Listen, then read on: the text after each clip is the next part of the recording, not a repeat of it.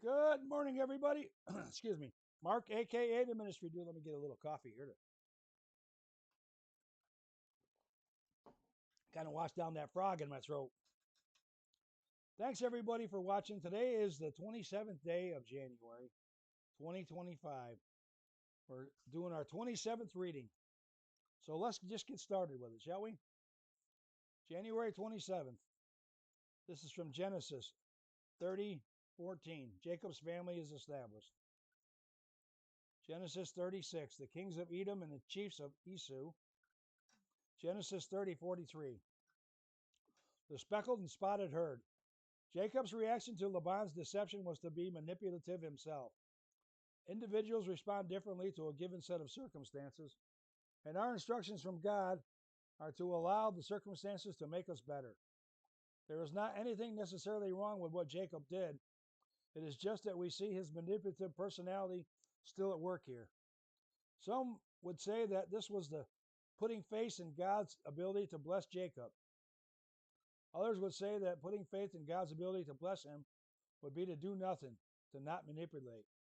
Personalities take a lifetime to fully transform. Everybody reacts differently to different circumstances.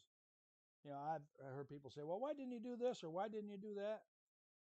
How do you really know how you would react to something unless it was happening to you? Everybody acts differently to different situations. Okay.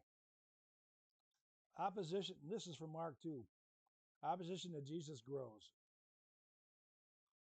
And something here from Matthew 9:17. Opposition to Jesus grows is a parallel to it. This teaching is one of the more difficult to grasp. Wineskins only held the wine contained in them. They had nothing to do with the wine itself. As society advanced, new ways to hold wine would be devised. But the wine itself would never change. Through thousands of years, the essence of wine remains the same. John 5:1-9. Jesus heals a man on the Sabbath. In dating this event, the author has considered the following. Number one, the first cleansing of the temple occurred April 12th and 13th, 28 AD. Number two, the miracle took place sometime later at the Feast of the Jews.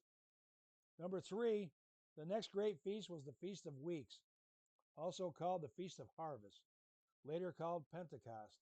Well, they sure changed the name of that a few times, which took place 50 days following Passover. In this instance, Thursday, June 3rd, 28 AD. Fourth, this took place on a Sabbath, a Saturday, which was almost certainly would have been the Saturday before June 3rd. The thought of the week. The potter can only mold the clay while it is in the potter's hand. Once in the fire and hardened, it is no longer moldable. Pastor R.B. Thetford said that. This is kind of a short one today. Thanks for watching, everybody. I'll leave a link to Through the Bible down below the video. You can pick up a copy and read it yourself. I just kind of skimmed over everything today just to give you an idea of what we got, what this is all about here. Something that we should do every day, read the Bible. Thank you for watching, and have a blessed day, and we'll see you again tomorrow.